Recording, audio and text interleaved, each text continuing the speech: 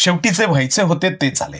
पुणे विधान परिषदेच्या जागेवर भाजपने आडवळणाने का होईना आपला हक्क साबित केलाच आणि आपला माणूस राष्ट्रवादीमध्ये पाठवून त्याला उमेदवारी द्यायला भाग पाडले. की याउलट पार्थ पवारांनी काट्याने काटा काढत भाजपची रणनीती त्यांच्यावरच उलटवली. कशी काय हे आपण या व्हिडिओमध्ये सविस्तर पाहूयात. तेव्हा हा व्हिडिओ शेवटपर्यंत नक्की पहा.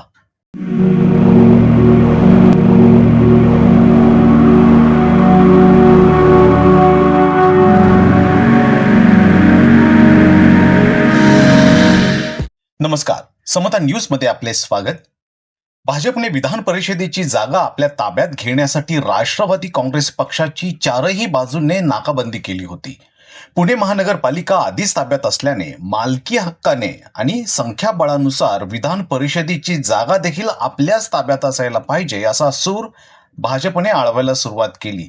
त्याला राष्ट्रवादी काँग्रेस पक्षामधून जसा विरोधाचा सूर उमटायला लागला तसतशी भाजपची रणनीती बदलत गेली. एनकेन प्रकारे पुण्याची जागा आपल्याच ताब्यात ठेवायची हा चंग मनाशी बाळगलेल्या भाजपने मग एक वेगळीच चाल रचली आणि संजय काकडे यांना डायरेक्ट भाजपमधून राष्ट्रवादी काँग्रेस पक्षामध्ये एक्सपोर्ट केले, तेही त्यांच्या मुलासहित आणि विधान परिषदेच्या तिकिटासोबत. माजी खासदार असलेले संजय काकडे हे फक्त राजकारणीच नाहीत तर अत्यंत व्यवहारी धंदेवाईक म्हणजे बिझनेसमन आहेत. त्यामुळे भाजपमध्ये घुसमट होत आहे आणि न्याय मिळत नाही म्हणून राष्ट्रवादी काँग्रेस पक्षामध्ये प्रवेश नक्कीच केलेला नाही. त्यांना हे नक्की माहिती आहे की एका वेळेस राजकारण बाजूला राहिले तरी चालेल, परंतु भाजपच्या वळचणीखाली म्हणजे छत्रछायेखाली न राहिल्यास त्यांचा व्यवसाय देखील राहणार नाही. कारण सेम व्यवसायात असल्याने घराला घरपण देणाऱ्या माणसांना जिथे सोडलं नाही तिथे आपली काय बिशाद, याची जाणीव संजय काकडे यांना असल्याने ते भाजपशी डायरेक्ट पंगा घेऊन राष्ट्रवादी काँग्रेस पक्षासोबत घरोबा करणार नाहीत हे नक्की. राष्ट्रवादी काँग्रेस पक्षाला आपल्या कवेत घेऊ पाहणाऱ्या भाजपने त्यांना ही राजकीय तडजोड करायला नक्कीच भाग पाडले असेल. कारण जरी पुण्याची जागा राष्ट्रवादी काँग्रेस पक्षाला सोडलेली वरकरणी दिसत असली तरीही राष्ट्रवादीच्या प्रवक्त्यांपेक्षा भाजपचेच प्रवक्ते सगळ्या माध्यमांवर जणू काय भाजपचाच उमेदवार जाहीर झाला आहे याप्रमाणे बाजू मांडत आहेत असं दिसतंय. हीच खरी भाजपची माइंड गेम आहे. जो तेरा है वो मेरा है और जो मेरा है वो मेरा ही है. नेमके त्याच वेळी भाजपने सुरुवातीच्या काळात जी रणनीती वापरली होती ती म्हणजे निवडून येणारा आपलाच, मग तो कोणीही असो. त्याने दुसऱ्या पक्षात राहून 4.5 वर्ष काम केली असेल आणि शेवटच्या 6 महिन्यात निवडणुकीच्या तोंडावर त्याला पवित्र करून भाजपमध्ये घ्यायचे आणि त्याच्या 4.5 वर्षाच्या कामाच्या जोरावर निवडून आल्यावर भाजपचे कमळ नाचवायचे. यातला गमतीचा भाग म्हणजे या निवडून आलेल्या 90 जणांना मोतीबागमध्ये गेल्यावर तिथले मॅनरिझम आणि शिस्त म्हणजे काय हे देखील माहीत नव्हते. नेमकी हीच रणनीती पार्थ पवारांनी अवलंबून भाजपवरच उलटवली. निवडून येण्याच्या क्रायटेरियामध्ये बसणारा असेल तर तो आपला.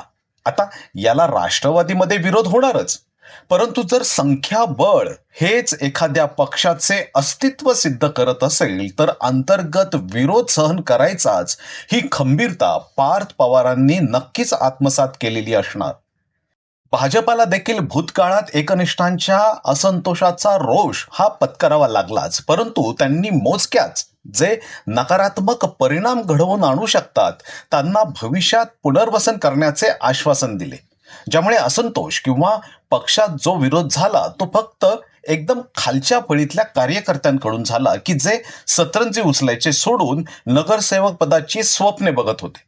आता पुणे महानगरपालिकाच्या निवडणुका झाल्यावर आणि भाजपची पालिकेमध्ये सत्ता स्थापन झाल्यावर त्या असंतोषी कार्यकर्त्यांनी विरोधाच्या अंमलातून बाहेर पडत आजही ते सतरंजाच उचलायची कामे करीत आहेत आणि सोबत छोटी टेंडर पदरात पाडून घेत आहेत.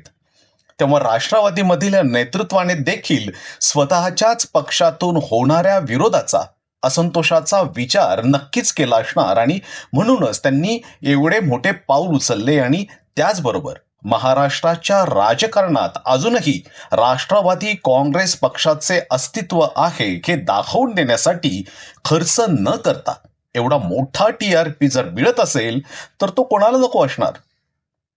भविष्यात विक्रम काकडे राष्ट्रवादी काँग्रेस पक्षासोबत एकनिष्ठ राहतात की जिकडे भेळ तिकडे खेळ ही नीती अवलंबतायत हा येणारा काळच ठरवेल. जर पार्थ पवारांची ही रणनीती सिद्ध झाली तर तो एक मास्टर स्ट्रोक असेल आणि सोबतच महाराष्ट्रामध्ये अजितदादांनंतर एक नवीन जबाबदार आणि युवा नेतृत्व म्हणून पार्थ पवार यांचा उदय होईल हे नक्कीच. समता न्यूजसाठी मी तुळशीराम गोपाळा. आपण जर अजूनही समता न्यूज चॅनलला सबस्क्राईब केलं नसेल तर लगेचच सबस्क्राईब करा. आणि हो, आपल्याला ही भाजपची गोगली वाटते की राष्ट्रवादी काँग्रेसचा मास्टर स्ट्रोक हे नक्कीच कमेंट बॉक्समध्ये सांगा.